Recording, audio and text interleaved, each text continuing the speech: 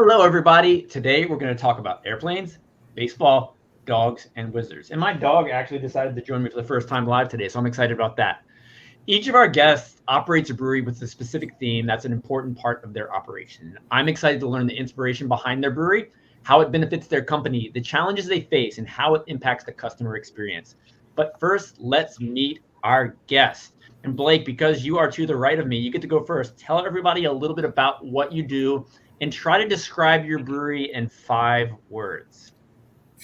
Thanks for the intro, Andrew. My name's Blake Edmunds. I'm owner, brewer, marketer, 17 other hats of Studley Brewing Company. We're a baseball-themed brewery over in Chesapeake, Virginia, also serving pizza, salads, ballpark hot dogs in-house as well. And the pizza is delicious. Now, Morgan, your turn.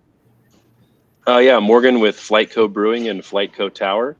We're an aviation-themed brewery. I guess in 5 words or less: aviation, beer, community, and philanthropy would be what we're all about. 10% of our proceeds go to the future of aviation through local and national scholarships.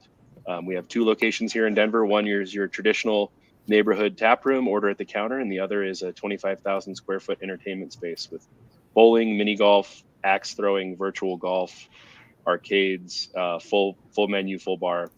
What is your favorite out of all those ridiculous games you just rattled off? Oh, the golf simulators by far.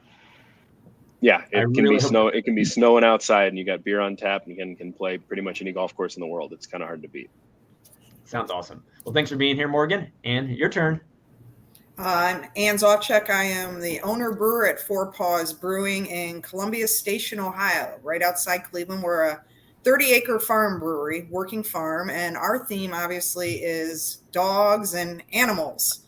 So we just decided to do it. We had our home tap room named that and kind of went from there. So we've been open 6 months.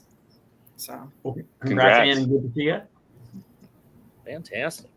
I'm Chris Ragaisis. I am a owner, brewer, all that other stuff that everybody else is doing, because yes, we're all doing that. For Wizard Works Brewing in Milwaukee, Wisconsin.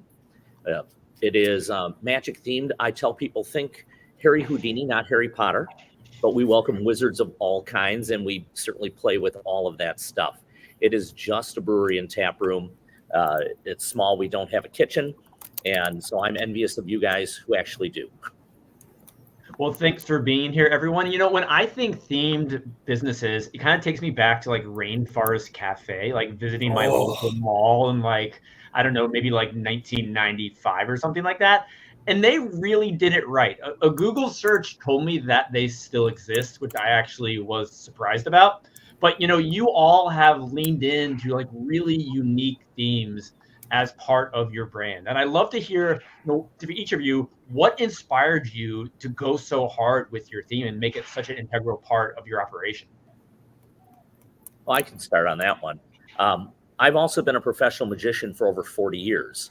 So I brought my love of beer and my love of magic together all into one place, because if you talk about authenticity and people want authenticity, you got to put a lot of you into it.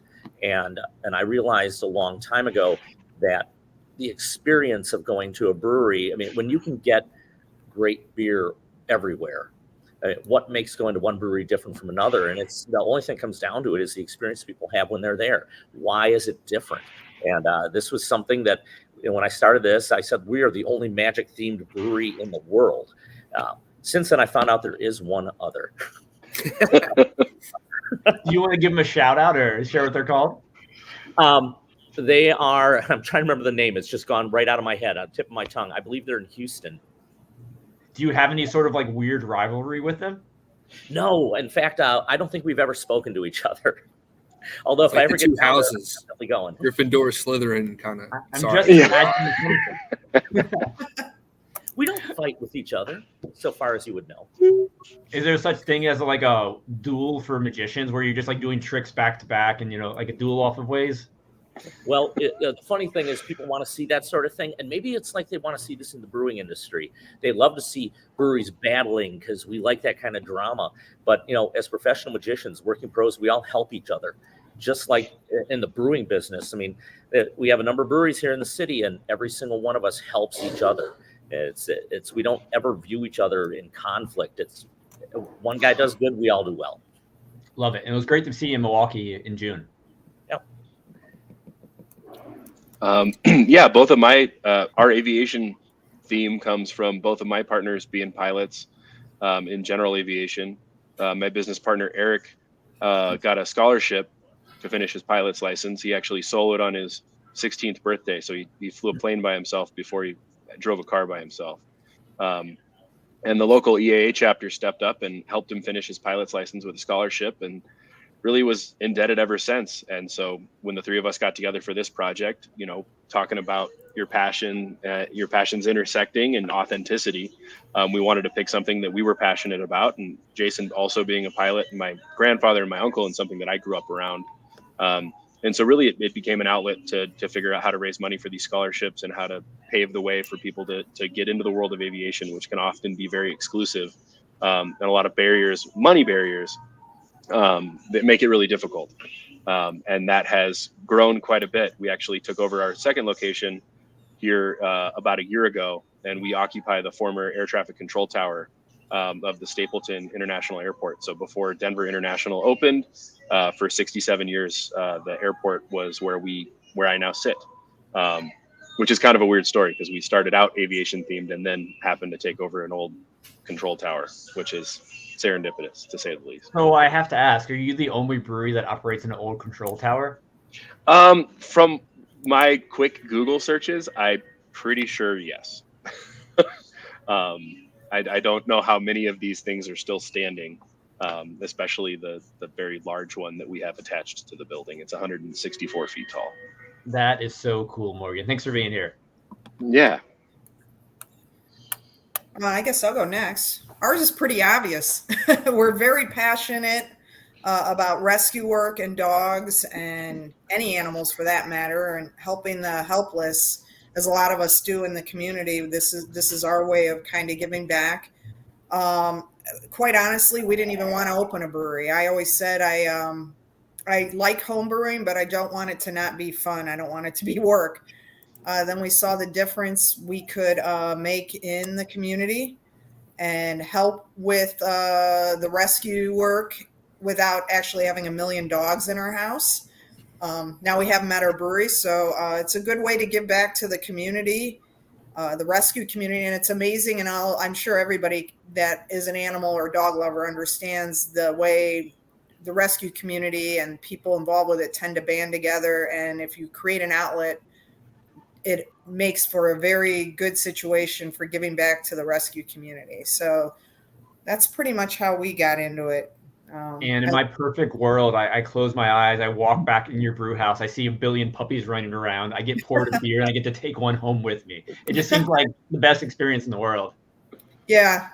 Yeah. And with the 30 acres, I mean, we didn't open it all up initially, but we had like a large grass fenced in area, and it's really kind of fun. And we've thankfully had no issues yet with dogs and fights or anything like that. It's really just a cool community environment. So we're grateful, very grateful. Very cool. And last but not least, Blake, you're up. Yeah, so I worked in college athletics and minor league baseball for 15 years prior to going down this rabbit hole of a dream. I always joked with my wife, you know, hey, when we win the lottery, I want to open up a brewery. That didn't happen, but it got me thinking, what would it take? And next thing you know, I'm out in Colorado training on a commercial system, and gave me the confidence to go ahead with this endeavor. And I think, you know, Chris, you spoke on it, Morgan, and as well, the experience of coming to a brewery just as much as the beer or food is so monumental in this industry now. I think gone are the days of just, you know, going into an old industrial garage and, you know, trying to find your way around to who can serve me a beer, and maybe they'll grace you with their time because you don't like the same Schwartz beer that they do. But it's all about the experience type of piece now. And then also for me, so being a baseball themed brewery, having a background working in athletics and playing a little bit growing up, you have to have a passion for what you're doing. I don't know if those who know the movie Office Space, but I always said to myself, I never wanted to be stuck in a cubicle the rest of my life, answering to 3 bosses about this report. So that was kind of what drove really home with this, the experience.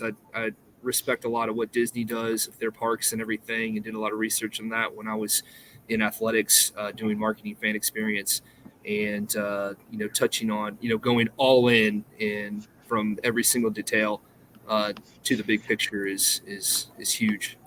Awesome. Thanks, Blake. And 4 of you know how passionate I am about experience. And a big part of creating these experiences is in your tap rooms and just telling your storytelling.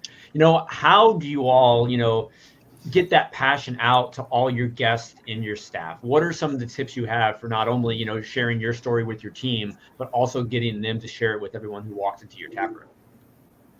I mean, I think it's really engagement, right? So yeah, when you're there, the story is told correctly and with passion, right? And it's always that transition to how do those conversations sound? How does the place feel when you're not there, championing your cause, your passion?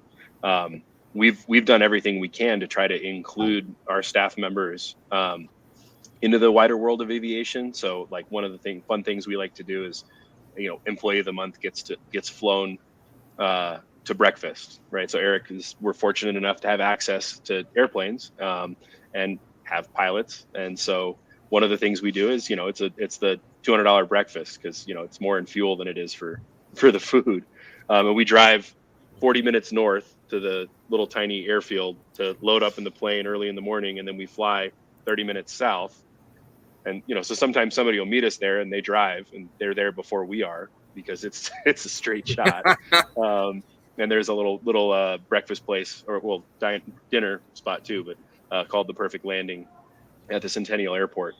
And so that can be really fun because then, somebody, hey, what's with the aviation theme? Oh, I got a story for you. And then they have their own story, or we'll bring people out to the hangar and have a staff barbecue and just hang out and take people up a few times. And then once we're done flying, crack some beers and swap some stories. They get to see different aircraft in various stages of maintenance and really get hands-on a little bit. And I think that's really helped. And then also on the hiring front, there's a lot of student pilots that are trying to get their hours.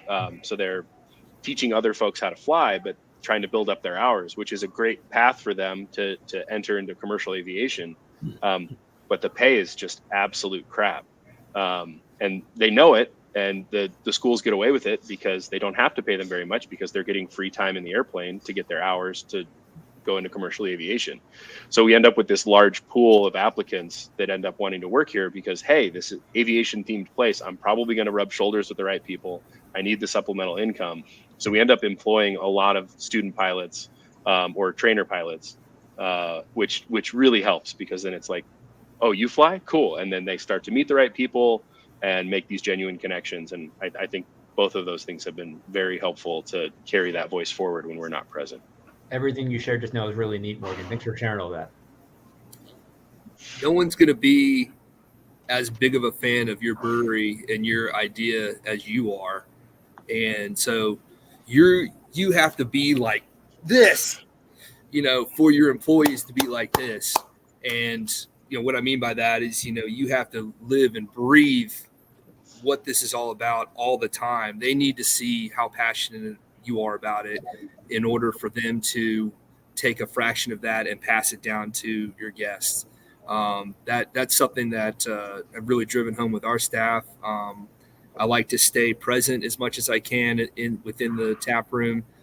In front of house. So if I hear them starting to tell a story, or sometimes I'm like, oh, well, he's right over here. Let me have him come over and elaborate on that and tell you a little bit more about his background.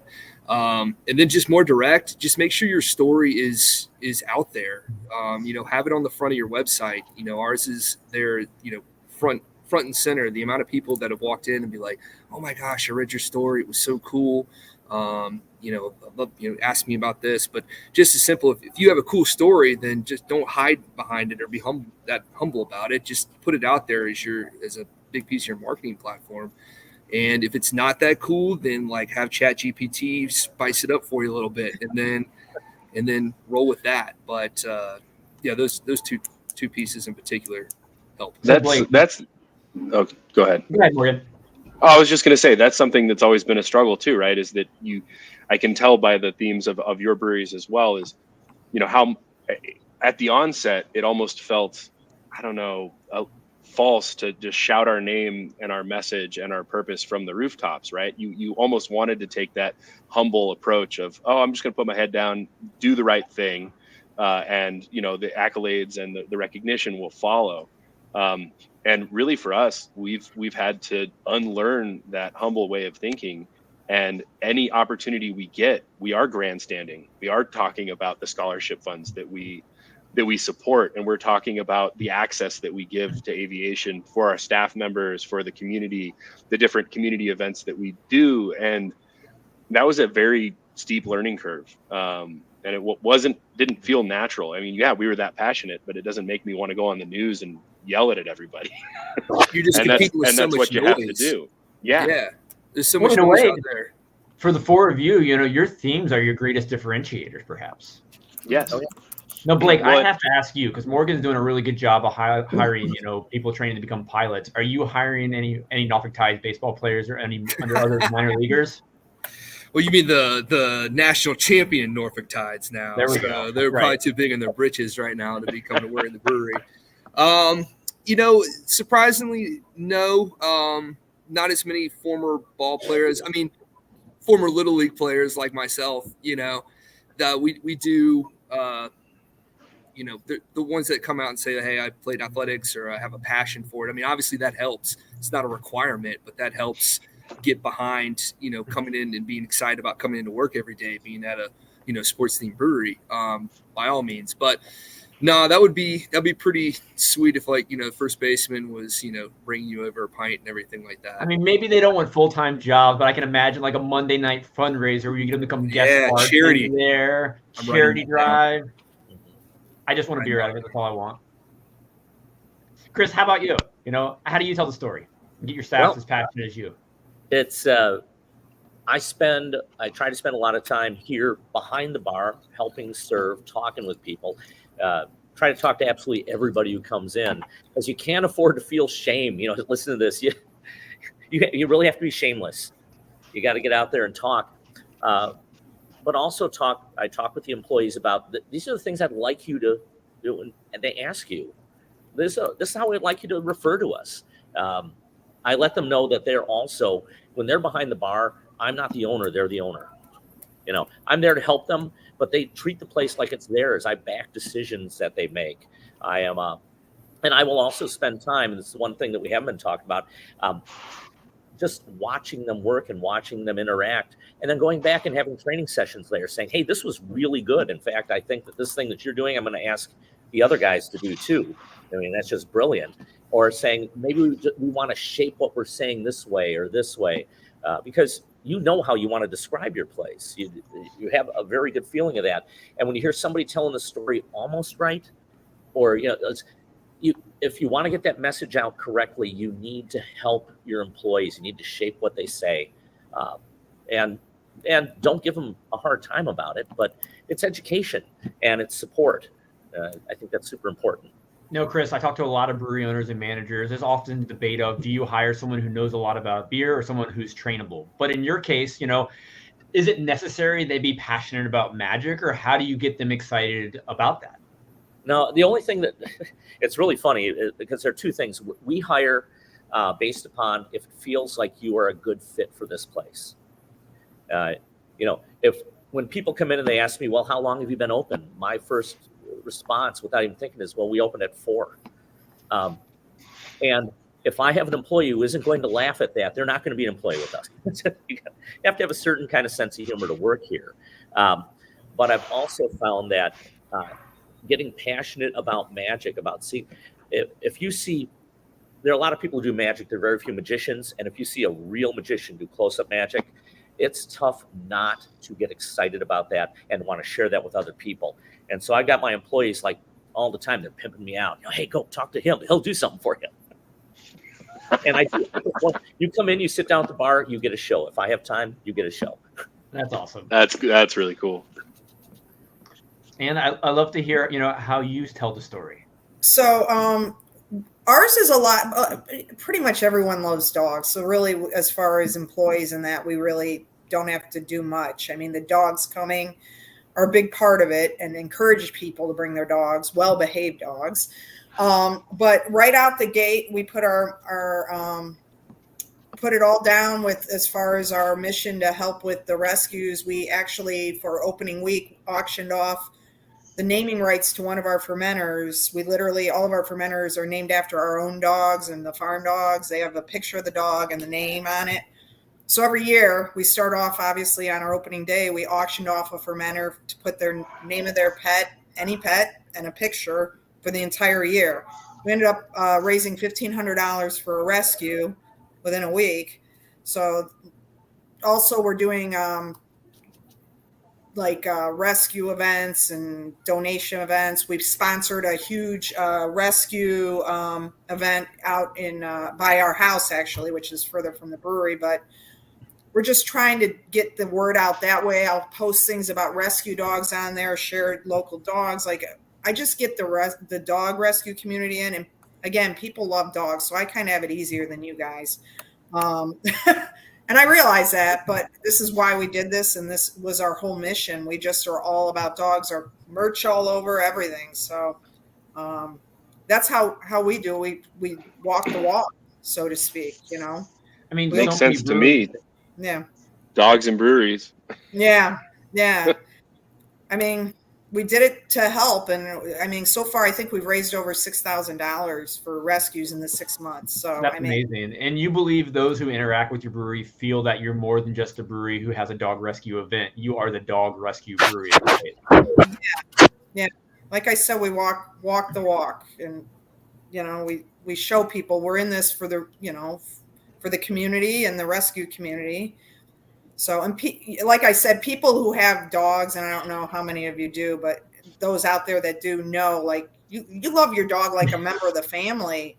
So like we're having pictures with Santa, and you can bring your dog and the whole family in to have the pictures taken. So, we just try to do themes like that, involve the dog as a family member. So people love it. Now, obviously the storytelling aspect, the verbal components are extremely important. But, what about the decor of your brewery? How does that speak to, what your brand is? And Morgan, you have an unfair advantage because you're literally in an old flight tower. But I guess, when I go into your tap room, how do I feel the aviation vibe? Like, what's there that, I'm going to experience? Yeah, we started out with the original location on the other side of town. And we quickly realized we needed to do something dramatic to really transport people and differentiate, right? And so we were working with an architect, and one of the reasons we chose that particular architect is he was also a pilot. So the interview that Eric, my business partner, and him went flying together. And as soon as he said that, I'm like, yeah, we're probably picking this guy. And he came up with the idea of a semi-private seating area that mimics 737 fuselage right down the middle of the brewery. So it was a large, old warehouse, empty space, and we put this arc right in the middle. And so now there's this big tube with airplane windows cut in it and a metal mesh. So you can see through it, but it offers some privacy, and there's really cool leather booth seats inside. So there's a lot of other nuanced details throughout the space with the architecture and the decor that really matter. And, we like to think of it as that's the big statement piece. So you walk in, you don't know where you are. You don't remember the name of the brewery. You're like, I don't know, the one with the airplane in it. Like, that's pretty easy to remember and stand out. And then all the other details are kind of like click-through details. Like, you have to dig a little deeper to find it, that the bar top is made of Marston mat, which is a World War II temporary runway surface that's been repurposed all over the world for thousands of other things. And then there's old articles hanging up on the wall. There's aviation magazines sitting, throughout the space for people to read casually. And so, do you have any of like the sick bags under the bar you can grab if I don't like the beer? We definitely should. And one of my favorite things about having a themed place, and I'm sure y'all experience this too, is when you have a strong identity and a strong theme, people tend to gravitate towards it and want to share their ideas of what you should do. And it's sorry, Morgan. And It's perfect. It was a great example. It's something we experience every day. Is you walk in, they see a couple of things that are on brand, and they go, "Oh, you know what you should do." And some of our best little ideas have come from being open to that, and it just shows that we have this strong emotional connection with our audience, because if they're willing to share what they think we should do, and I'm not talking about like, you know what beer you should make, like the typical negative feedback loop. It's this really overwhelmingly positive, generous idea of, oh, what would be cool is, and a lot of our good ideas have come from that. No, that's so cool that component of interaction happens. Blake? Morgan, I think that's so awesome. I think that's so important that you don't get it all by coming once. And with your attention to details throughout your place, I think it's so important that you'll come back 2-3 times and notice other little nuances. They're like, oh my gosh, they did this. This is such a big part of it. This is a question I had for the group, and I'm sorry, Andrew, I got really curious, and it kind of seems to intersect here. Is for us, we like to have those additional details, right? So you can find new things when you come in, but I'm always curious to know, how do you guys handle when people aren't necessarily interested in your brand, right? Because their money's still good. They still want to have a great experience with you, but they don't care about baseball, or they didn't realize that there were going to be a bunch of dogs there, or they give two shits about Magic. Like, how do you approach that person? You find something go ahead, Chris. Yeah, I was saying, you find something that connects with them. They don't have to care about your brand. I mean, that's okay. It's just like not everybody who comes in your brewery wants to be talked to. They just want to come down and have a beer, and you learn to read people and give them the space that they want. And so you get people come down and they're like, well, I hate Harry Potter.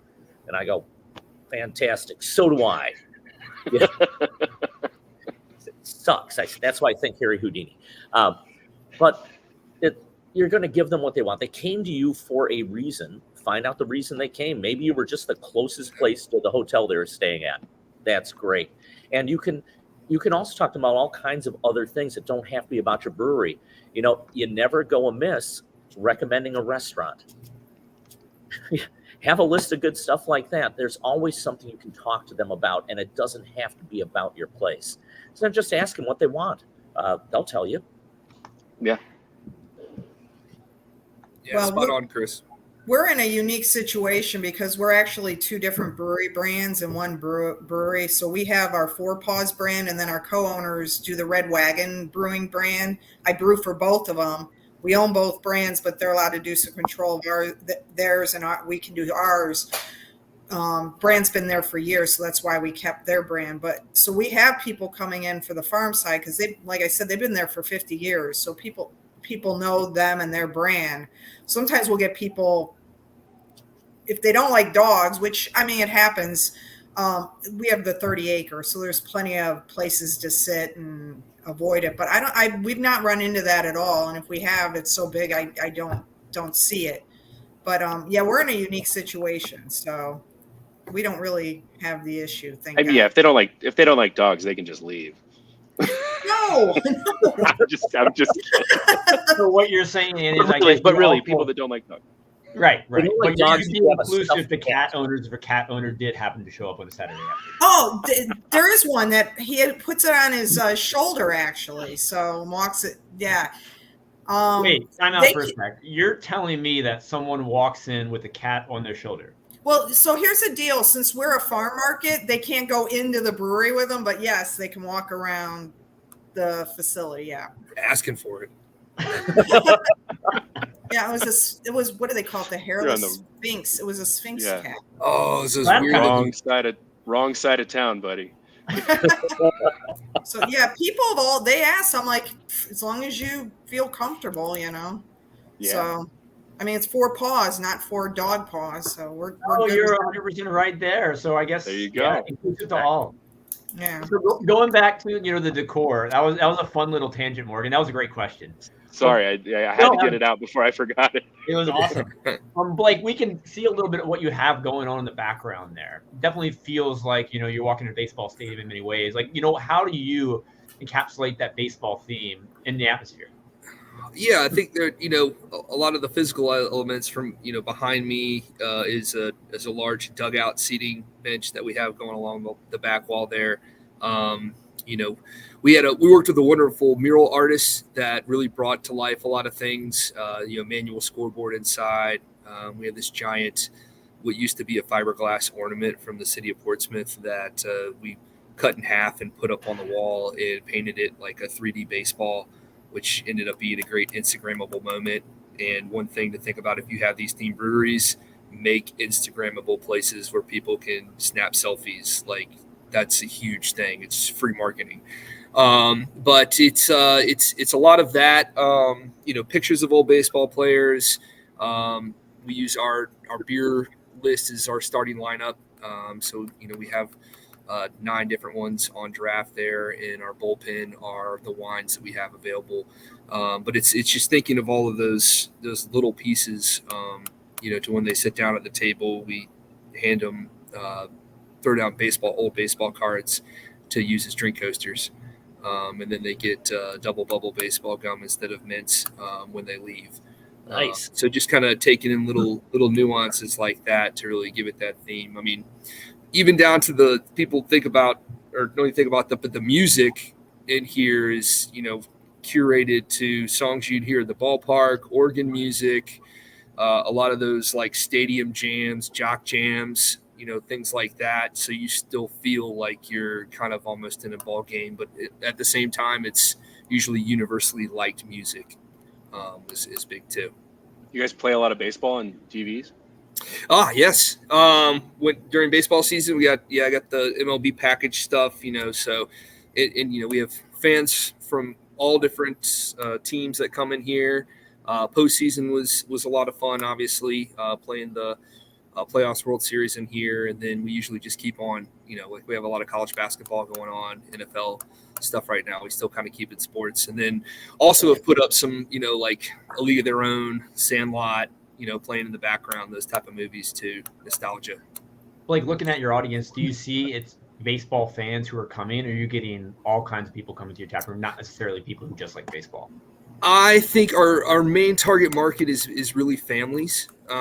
We get a lot of young families. The area around here is a huge, one of the largest, Little Leagues on the East Coast. Their organization's right down the street from us. So we get a lot of end of season team parties as one of our unique audiences that we get here. But a lot of families, a lot of kids, a lot of father, son, mother, daughter, kind of, that kind of bond between, what this sport baseball gives. They like to share together. It's very universally liked for the most part. So that's where kind of our main target market is. Cool. Thanks for sharing. So Blake, you said you have a manual scoreboard. Yeah. What do you put up on it? There, right. It's right over there on top there. Cool. So right now we can change out the letter or the numbers, but that is game 3 of the 1932 World Series. The Yankees played the White Sox, and it was famous because Babe Ruth called a shot during that game. So we change it up and do different historic games, and if people can guess the game, they can own the brewery, because that's like freaking impossible. Like, you knew I was going to ask that question. Like, what if someone you're like, oh, you get a free beer. Oh. It's like, if you can guess that, then that's some like advanced Rain Man stuff, man. Like, that's insane. That's cool. I think every time somebody asked a dopey question, you could like increase the run in that inning by 1. Oh yeah. So Chris, all right, sorry. It was a fun one. Speaking of like that type of question though, but our menu, so we have pizzas, salads, everything. Our menu and everything, the prices on it are like $7.03, $10.04, things like that. I get so many questions about that. Like, what do those numbers mean? Why is it just not $10? And I always tell them it's like baseball averages, statistics, and everything like that. But really put that price on there, so when food inflation and stuff happens, I can raise the price by 10 cents and no one knows at all.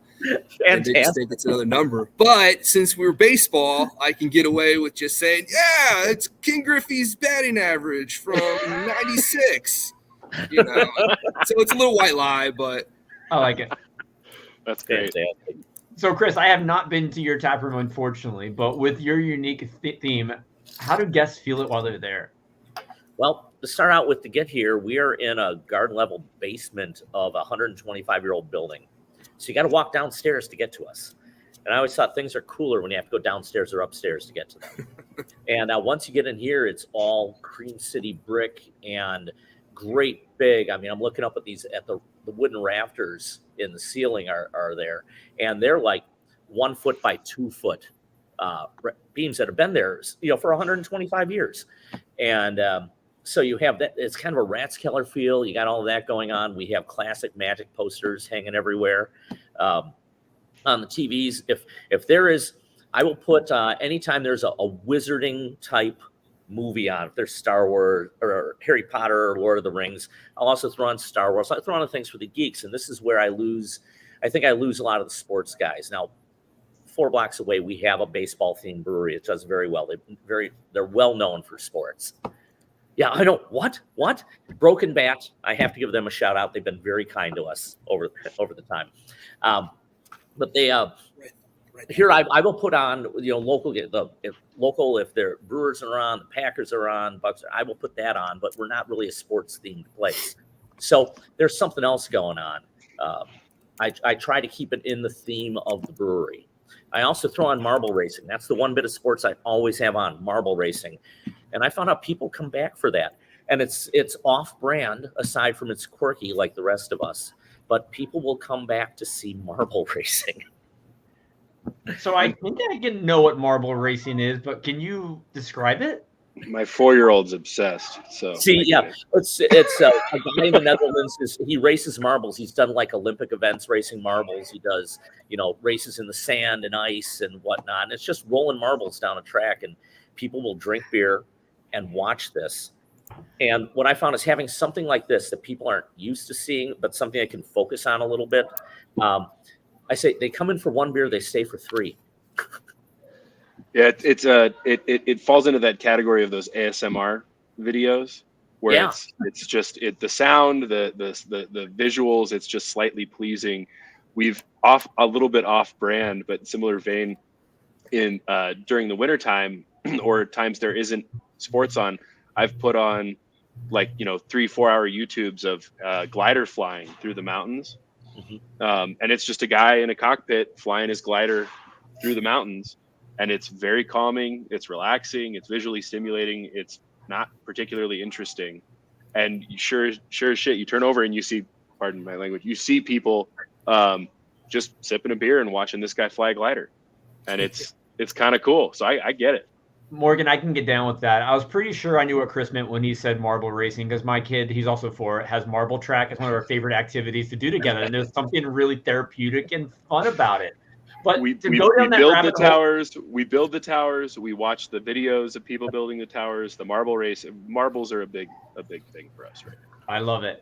So kind of go on that off-brand tangent for a minute. Obviously, you all have your theme. So when you have your events, for example, are you doing like sports trivia, or how often do you go off-brand and do something that's more general or something that doesn't really fit into the box of your overall brand? How often does that happen? We're doing trivia about once a week. We're trying that out. So we've been giving it a shot for about the last month. Try to stay on brand as much as possible, though. Although, given the success of marble racing on TV, I am seriously considering setting up some tracks and having a special event here and doing like a $20 gets you a beer, and then a portion of the proceeds goes to the local humane society. And I have a hunch that would play pretty well given this other stuff. But for the most part, I really do try to stay on brand. Might have a special off-brand thing once a quarter. And yeah, I'd love to hear your thoughts on that, because you do allow cats, as you said earlier. Well, they're off-brand, right? Yeah, anything. So We off-brand a lot because of the fact we're with another brewery, another business brewery. So literally this past October, they have something they've been doing. I think it's 40 or 50 years. They've been doing a pumpkin festival because they grow pumpkins. So every weekend we're doing that, and we literally ran the beer tent with both brands. And what I would do to incorporate, even though it was a different festival, like pumpkin festival, the last day I gave away a free bandana and a treat to the dog if you bring your dog to our beer tent to meet us. So we'd incorporate it that way, like, inviting you to bring your dog with the family. So we do music. We're starting music trivia next week. We have live music every Friday, Saturday. We have the Cleveland Browns on TV every Sunday and the OSU Bucks every Saturday. So, I mean, those are our events. And they bring in, we talk to other brewers, and that, these are some of the things they said, these are the things you need to do in the off season to bring people in. And I'm sure every single one of you guys are doing the same type of stuff. So, when you get them in there, then you can preach about your brand and, show everyone what you're about. So it's just a matter of getting them in your tap room. Doesn't matter how.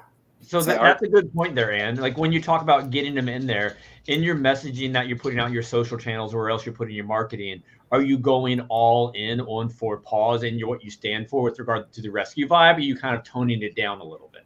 No, we still do. And, and what we'll do is with our co-owners who own the Red Wagon brand, we'll do joint Facebook posts. So sometimes we'll gear towards them and sometimes we're geared towards us. But even if I post something, they'll share it and vice versa. And usually there's some kind of dog theme in every post though. So whether it's little dog prints or wolf or something like that. So, Yeah, that's Blake, usually how oh, go ahead. No, Morgan, take it. No, I was just going to say that's usually how we do it, is just, picking language that is indicative of the airlines or aviation. And so even if the event itself, like we did a fall festival, right, with costume contest, handing out candy to kids. The fire department showed up with a couple fire trucks that the kids could climb in and see. There was a bouncy house. Because, our market is pretty similar, it sounds like, to Blake's, where there's a ton of young families in the immediate neighborhood around the tower here. And so we cater a lot of things to those young families. How do you entertain the kids so mom and dad can have another beer in relative peace without having to coordinate a babysitter to do so? And then you just have to be creative with your language or the pictures of your post or little things throughout the event to bring it back to the brand, even though there's nothing aviation themed about a fall festival with fire trucks and candy. But that's what keeps it in your brand. It's what you're talking about. I think it's so important for those who are looking to go down this path. Like one of the very first things I did was establish a brand standards, brand guidelines, pick your colors, your logo, your fonts, and stay true to that. Mm-hmm. So if you're doing a marble race or something like that, it still looks like it's coming from Wizard Works Brewing. So subliminally, without you even putting Studley Brewing or putting Wizard Works on there, people are going to look at it and be like, oh, that's Wizard Works, because they're trained to know what that looks like. And that is so, so important. I know Andrew talking a little bit about Canva and stuff like that, are absolute great tools with great templates and everything like that. But at the same time, use those as kind of inspiration and tweak those around to where it still looks like your brewery, so people understand that it's coming from you and not just a generic cool image that you think is cool on a Tuesday. I think that's so important. Absolutely. So let's kind of go into the beer side for a short minute. I don't want to spend too much time on this one, but with regard to the beers, I'd love to hear how you incorporate the theme into the beers that you're producing. And, really quickly, your worst beer name and your best beer name, because I'm sure you all have some great ones there. Well, we have a resting witch face. That might be one of the worst. Oh, it's funny. I did that's the best. Wait, Ann, what did you say you did? Resting peach face. It was a peach Hefeweizen that we did. So, yeah. And Laura didn't understand what it was. She's like, what's that mean? Laura. So, shout out to Laura Lodge of starterbrewery.com. Yeah, she's our consultant. God, I love her. So anyway, but yeah, I had to explain to her what it meant. So it was kind of funny. Now, probably the worst beer name we had was, there's a magic illusion called Pepper's Ghost. And so we had that for a pale ale, but everybody thought there were ghost peppers in it. Never even occurred to me that that's what they would think. And I'm like, nope, not at all. So we changed that. Did you just rebrew it as like an imperial stout with some peppers in it? Yeah. Yeah. Funny. Now we also have a box jumper, which is, and this is how we get people into it. Box jumper is a blonde ale, but a box jumper is professional magician speak for the magician's assistant. They're just, that's the job. It's called being a box jumper because they jump in and out of boxes on stage. And so when we do that, all the names of the beers are magic related, so that people start to get kind of an insight in what it's like to be a magician if they don't see it right away. And we'll explain it. Cool. Blake, how about you? So worst name is going to have to be Can of Corn Cream Ale. So a can of corn is a routine pop fly in baseball. And, I brewed the cream ale with flake corn in it as well. So I thought, oh, nice tie. Everyone's like, I don't want cream corn beer. So I was like, no. So that was tough. Before you go into your best, are you going to change it? Are you going to keep brewing the recipe, but maybe rename it? We got a keg of it left. Maybe a little bit of time before we bring it back on, and then just kind of go back to the drawing board. Maybe yes, I think we will change the name a little bit to because once people had it, they're like, oh yeah, it doesn't taste like cream corn at all. I love that cream corn beer. Yeah. Some people are like, I wish I got more cream. Okay, your best. What do you got for your best? Best is something we just came out with and had a lot of fun with, but it was or is our jockstrap nut brown ale. It's been Nice. huge, and we gave away to the first 100 purchases a Studley branded jockstrap to fans and everything. Please tell me you have one you can raise right now. All right, as long as you're not wearing it, it'll be give me a second. Let me stand up now. Hold on, I'll get one. I'll be right back. Okay, we'll go to Morgan for a second. Give us your best. Yeah. Oh, I don't know.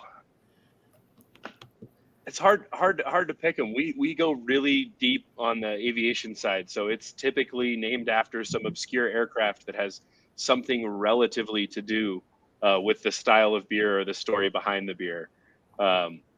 So I think probably our best, or at least most well-known, would be our Fogged Out Hazy IPA.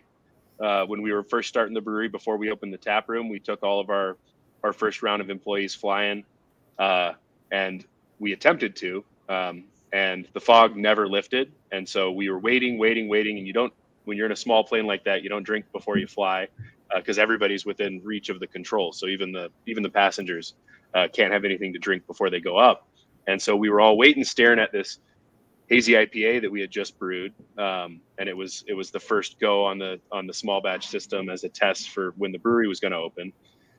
So we finally cracked into it when we realized we were going to go flying that day, and it was phenomenal. To this day, it's our best selling beer, and we named it Fogged Out because we couldn't go flying because of the fog that day.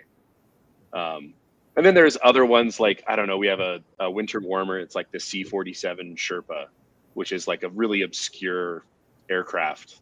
And Sherpa, chai, winter warmer. Sometimes it's tough. You need Wikipedia to help you find the connection. And so I think I have quite a few that are just a little too obscure for folks to identify with. And we get some aviation nerds in, and they just don't know exactly what you're talking about. And it's this obscure home-built aircraft from France in 1912 or whatever it is. And they're like, oh, I know that. And you're like, I don't know how you do, but Morgan, do you find that everyone expects those, aviation focused names, or do you have a little leeway, or sticking to brand? What are any other challenges that you have? Yeah, it does get a little monotonous at times, trying to stay on brand for everything. We have a guava pale ale that's absolutely phenomenal.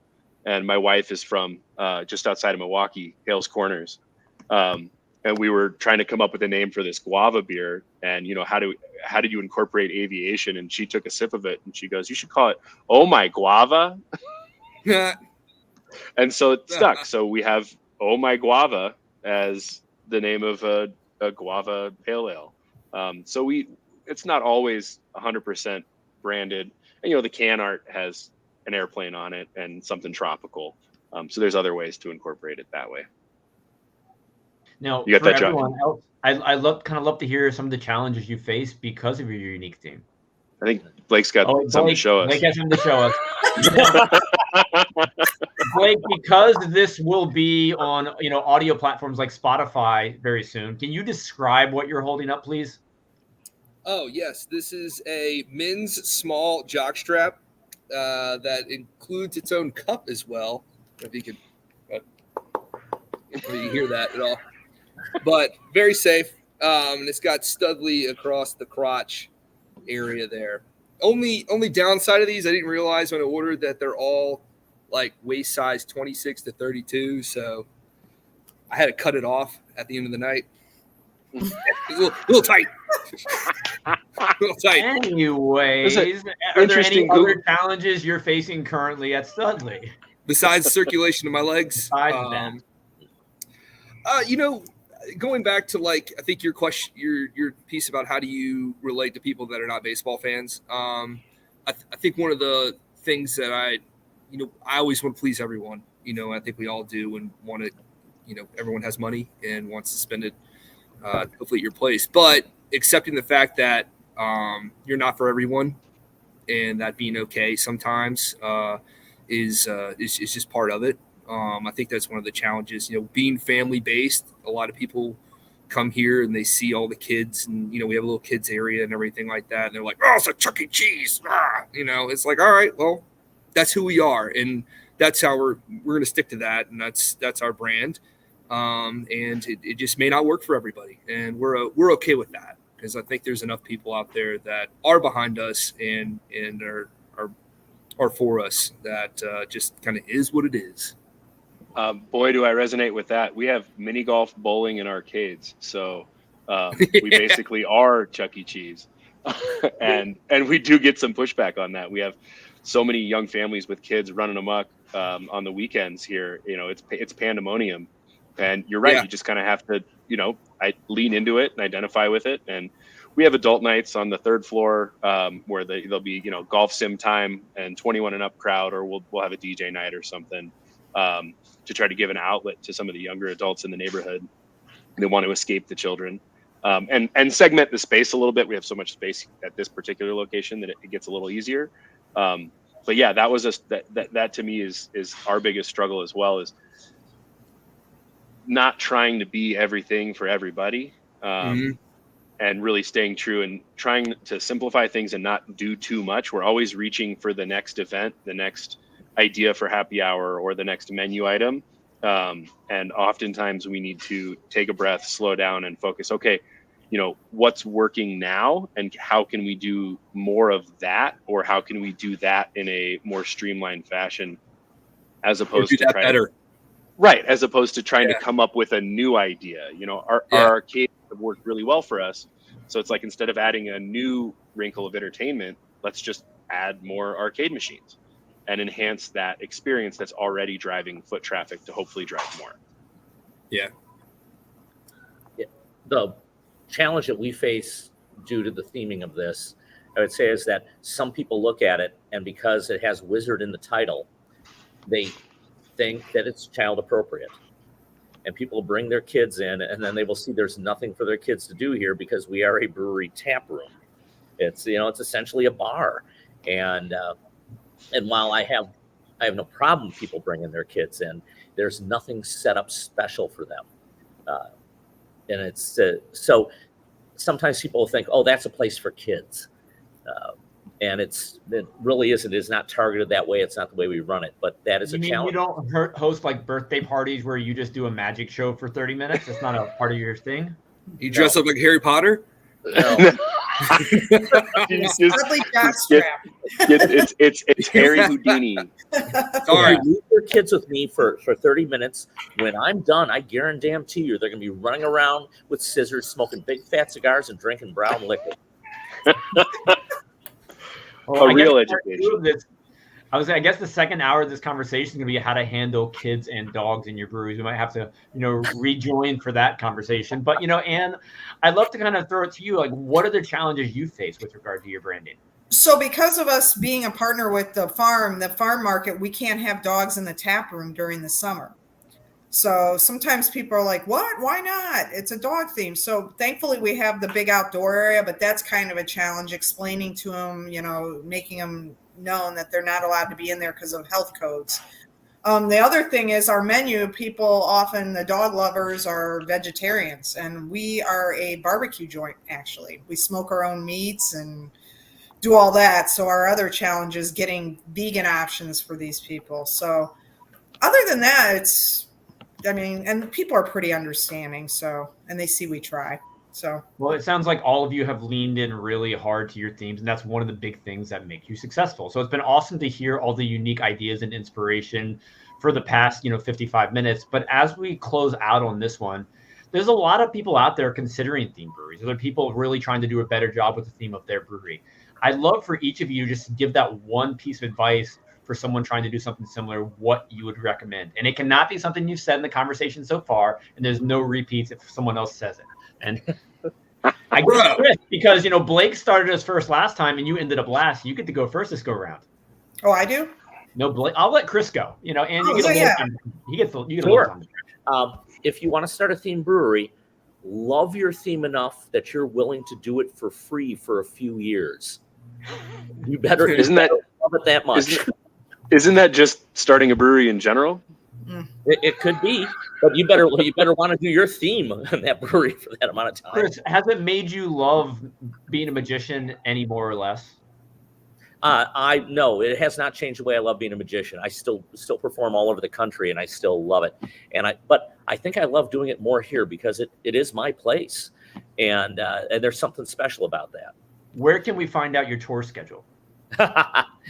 Eventually, I will have something like that up on the website. I'll have a link from our page. Well, Blake, Morgan, and Ann, I expect Chris the Magician show at your brewery very, very soon. Absolutely. And you can fly me out. Morgan, bring a plane to me. It might be a little more than like an hour ride, but I can't wait to be there. So, Ann, what's your recommendation for others? So initially when we came up with the idea and decided to do this, if you were going with a theme, you better damn well get it trademarked. So we hired Candace even before we went to the brewery workshop. We had our name trademarked because it was our brand and it was important to us.